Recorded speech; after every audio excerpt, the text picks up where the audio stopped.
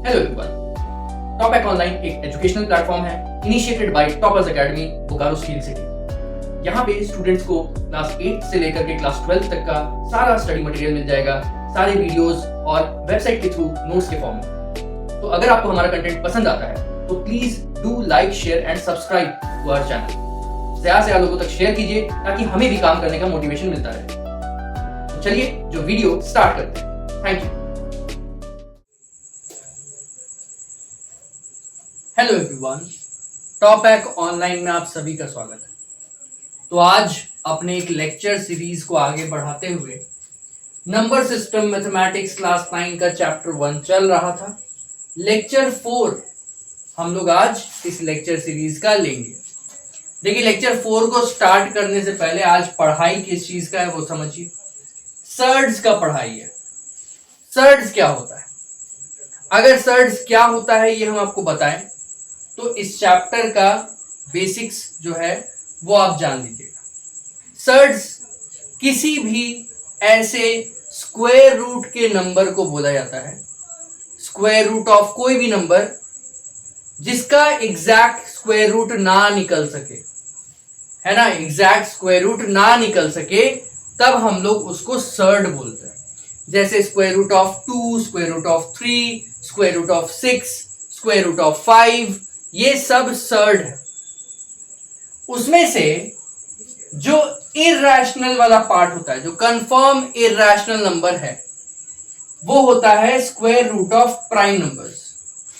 ठीक है, मतलब कभी भी अगर square root of prime number हो, square root of 2, square root of 3, square root of 5, square root of 7, square root of 11, कोई भी square root of prime number, तो आप कंफर्म बोल सकते हैं कि वो एक इरैशनल नंबर है। अब उसके ऑपरेशन पे बेस्ड ये कुछ 4 पॉइंट है, 2 से 5 तक हम लोग स्टडी करते हैं और आज इसी पे पढ़ाई होगा। क्या करते हैं देखते हैं। सेकंड पॉइंट क्या बोलता है? बोलता है कोई भी इरैशनल नंबर आप ले लीजिए, स्क्वायर रूट ऑफ कोई भी प्राइम नंबर ले लीजिए, आप उसका नेगेटिव करेंगे ना, उसका माइनस करेंगे तो भी इरैशनल नंबर ही आएगा। ऑब्वियस सा बात है। आप कोई एक ऐसा डेसिमल नंबर ले लिए जो नॉन टर्मिनेटिंग है, नॉन रिकरिंग है, वैसे कंडीशन में जब आप उसको माइनस भी लगा दीजिएगा ना, आगे माइनस लगा दीजिएगा, नेगेटिव का साइन लगा दीजिएगा, तो क्या डेसिमल कम हो जाएगा? डेसिमल तो अपना ही रहेगा ना जितना था। तो आप प्लस में लीजिए चाहे माइनस में लीजिए, इरैशनल नंबर में कोई फर्क नहीं आता, वो इरैशनल नंबर ही रहेगा। भले उसका वैल्यू प्लस से माइनस हो जाए या माइनस से प्लस हो जाए, लेकिन वो रहेगा इरैशनल ही। इसके बाद थर्ड पॉइंट क्या बोलता है? बोलता है अगर आप एक रैशनल नंबर लेते हैं और आप एक इरैशनल नंबर लेते हैं और दोनों को सम कर देते हैं, मतलब ऐड कर देते हैं, मतलब कुछ इस तरह का, जैसे 2 प्लस रूट 2,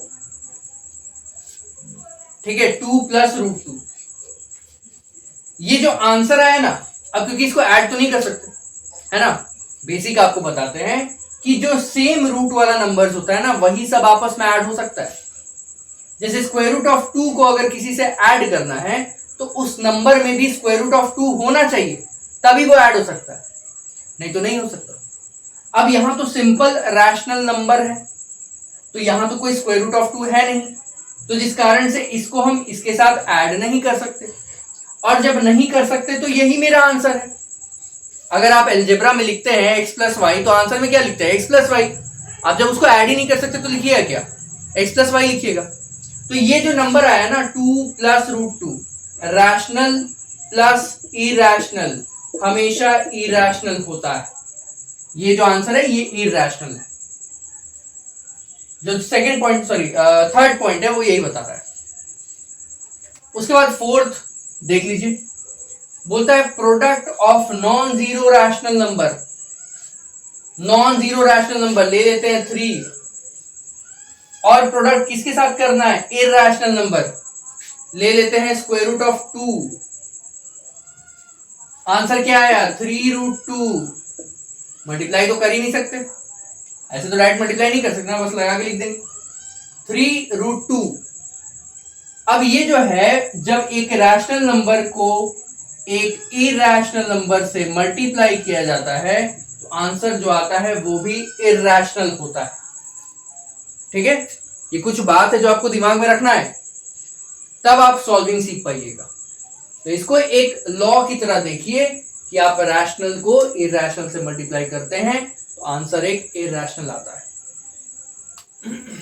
इसके बाद फिफ्थ पॉइंट, अब आप सम कर लीजिए, चाहे डिफरेंस कर लीजिए, चाहे प्रोडक्ट कर लीजिए या डिवाइड कर लीजिए, कोई भी दो इरैशनल नंबर को, अगर दो इरैशनल नंबर है और दोनों को आप ऐड कर रहे हैं, चाहे माइनस करें, चाहे मल्टीप्लाई करें, चाहे डिवाइड करें, आंसर रैशनल भी आ सकता है, इरैशनल भी आ सकता है, कोई ठीक ठिकाना नहीं है। तो हम लोग नहीं बता सकते कि इसका आंसर इरैशनल ही आएगा या रैशनल ही आएगा, कोई भी आ सकता है। एग्जाम्पल दिखा देते हैं, एग्जाम्पल दिखा देते हैं।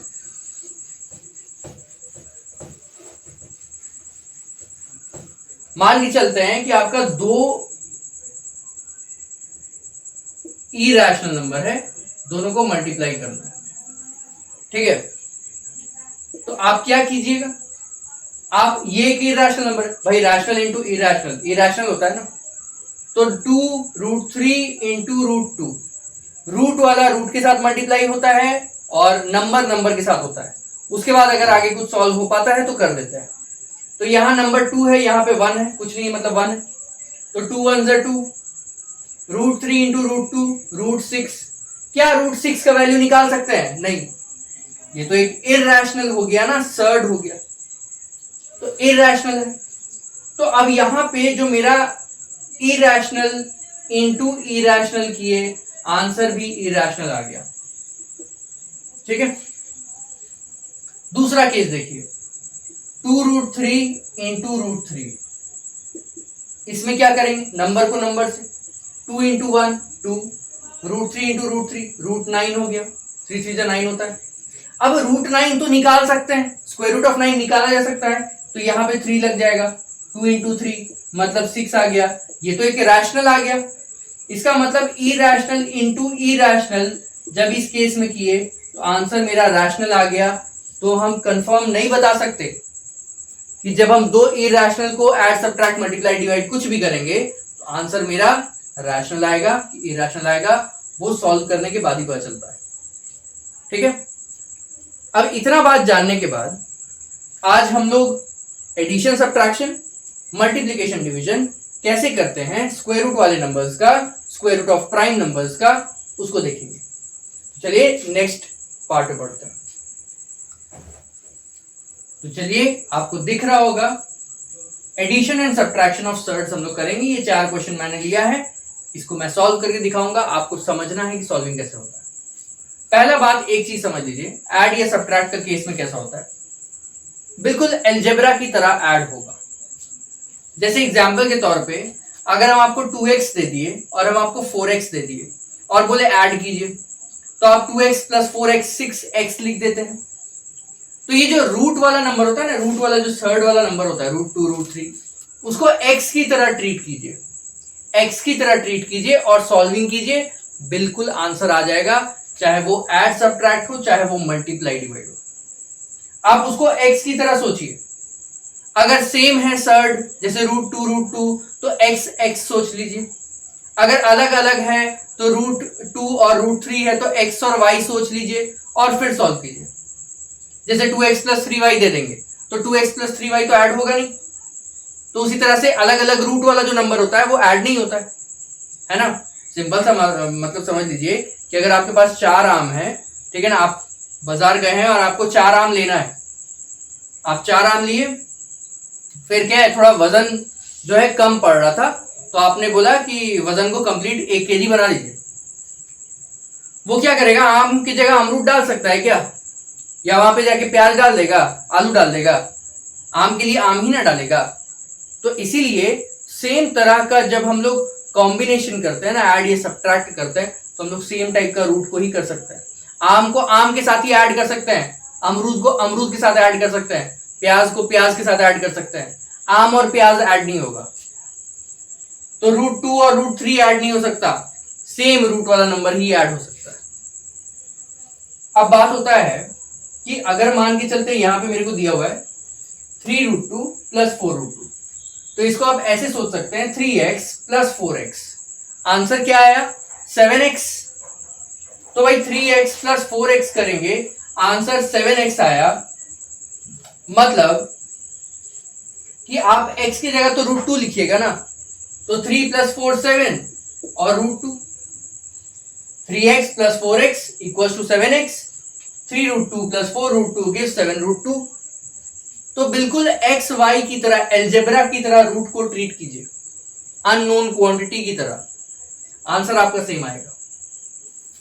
अब यहां देखिए √2 माइनस 3√2, तो इसको आप ऐसे सोच सकते हैं x माइनस 3x।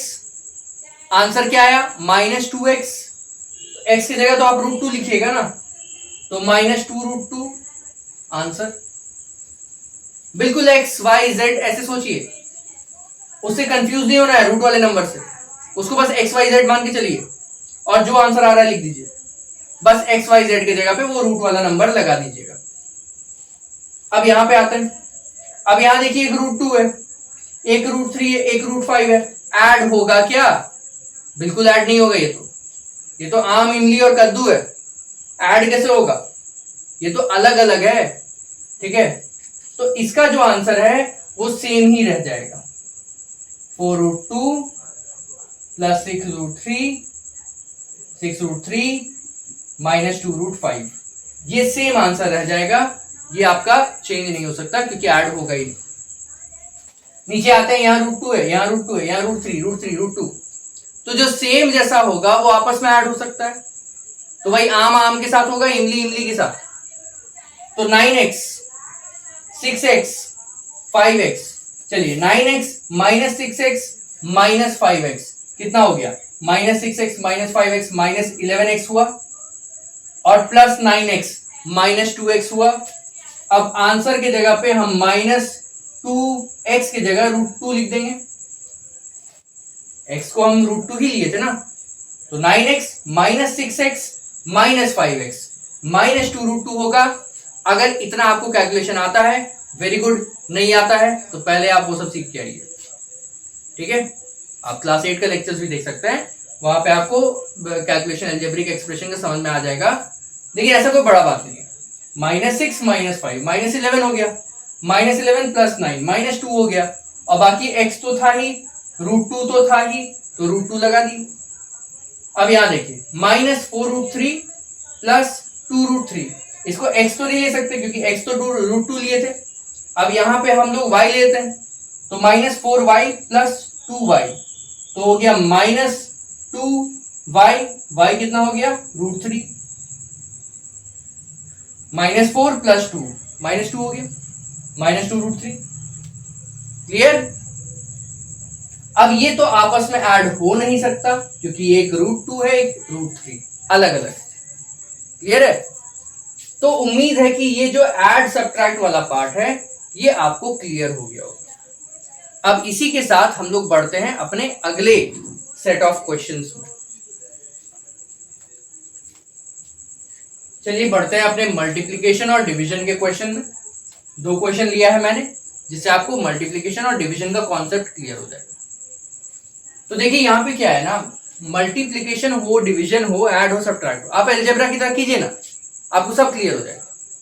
अच्छा 5√2 इसको 5x बोल सकते हैं, 6√3 इसको 6y बोल सकते हैं, अलग अलग है तो ये x लिए ये y लिए। 5√7 इसको 5z बोल देते। अगर मान लीजिए आपके सामने ऐसा होता है 5x into 6y into 5z, तो आप क्या करते? आप साइन को साइन से मल्टीप्लाई करते, नंबर को नंबर से मल्टीप्लाई करते, और वेरिएबल को वेरिएबल से। तो साइन तो तीनों का प्लस है तो छोड़ दीजिए, प्लस ही रहेगा वो। 5 6 या 30, और 30 इंटू 5 हो गया 150, ये ऐसे 150 आता। और x into Y into Z, तो एक्स वाई जेड हो गया, ये आपका आंसर आता ना। चलिए इसी तरीके से इसको करते हैं, 5√2 इंटू 6√3 5√7। यहां रूल क्या है? साइन को साइन से, नंबर को नंबर से, रूट को रूट से। फिर आगे अगर सॉल्व हो सकता है तो ठीक है। चलिए देखते हैं। अगर हम बोलते हैं नंबर साइन तो सारा प्लस में है तो उसको छोड़ दीजिए। 5, 6 और 5, 5 इंटू 6 30, 30 इंटू 5 150, 150 आया। अब यहाँ पे √2 इंटू √3 इंटू √7, तीनों को आपस में मल्टीप्लाई करना है तो 150, 2 3 जा 6, 6 42, ये 42 हो गया। ठीक है, अब 42 को क्या सिंप्लीफाई कर सकते हैं? क्या कोई ऐसा स्क्वायर रूट का नंबर है जो बाहर निकल सकता है? देख लेते हैं। 42 को फैक्टराइज करते हैं, 21 आया, फिर 3 बार में किए 7 आया, फिर 7 बार में किए 1 आया। कोई भी नंबर का पेयर तो नहीं बना, तो मतलब ऐसा कोई भी नंबर नहीं है जो इससे बाहर आ सके, स्क्वायर रूट के बाहर आ सके। तो फाइनल आंसर यही है। ठीक है, जैसे अगर मान लीजिए यहाँ पे 2 इंटू 2 होता, 2 को 2 होता, एक 2 का पेयर बन जाता और 2 का पेयर बाहर चला जाता और जो बच जाता उसको स्क्वायर रूट के अंदर छोड़ते। लेकिन यहाँ पे कोई भी पेयर नहीं बना तो पूरा का पूरा स्क्वायर रूट के अंदर ही रहेगा। ये आंसर हो गया। क्लियर? चलिए इसको इरेज किया जाए। ठीक,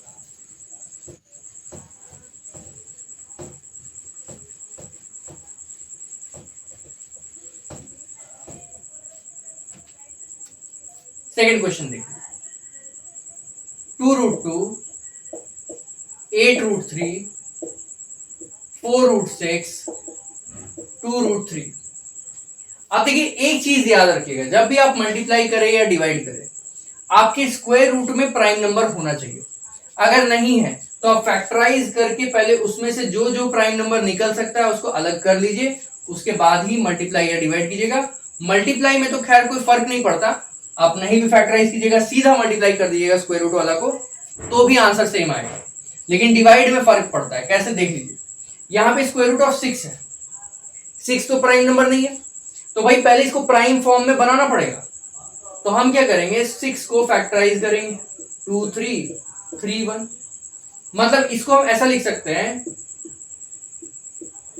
2√2 इंटू 8√3 बाई 4 इंटू √2 इंटू √3, है ना। √6 को ऐसे लिख सकते हैं ना, √2 इंटू √3, क्योंकि 2 3 6 हो जाएगा, और यहां पे 2√3 हो गया। अब जो जो कैंसल आउट हो रहा है सब कैंसिल कर लीजिए।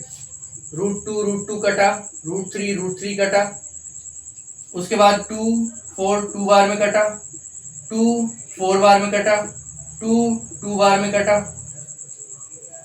क्या क्या बच गया? देखिए ऊपर सब कुछ कट गया, सिर्फ 2 बच गया, और नीचे भी सब कुछ कट गया, सिर्फ √3 बच गया। तो ये आपका आंसर हो गया। ठीक है, इसको पूरा सॉल्व करेंगे इस तरह से, ये आंसर आ जाएगा। अच्छे से देख लीजिए, उम्मीद है आपको क्लियर हो गया होगा। अगर क्लियर नहीं हुआ है आप एक बार रिवाइंड करके वापस देखिए, आपको समझ में आ जाएगा। बहुत ध्यान से, बहुत प्यार से मैंने समझाया है, एक एक बात बताया है। तो चलिए लेक्चर को आगे बढ़ाते हैं और हम लोग सिंप्लीफिकेशन का कुछ क्वेश्चंस को सॉल्व करते हैं।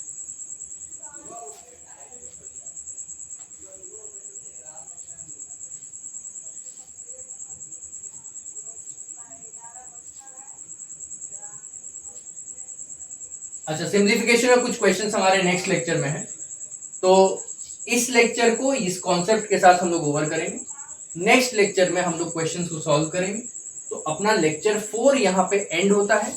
आप लोगों को होपफुली सब कुछ समझ में आया होगा। अगर समझ में आया तो प्रैक्टिस जारी रखिए, बनाते रहिए, पढ़ते रहिए, आगे बढ़ते रहिए। Thank you.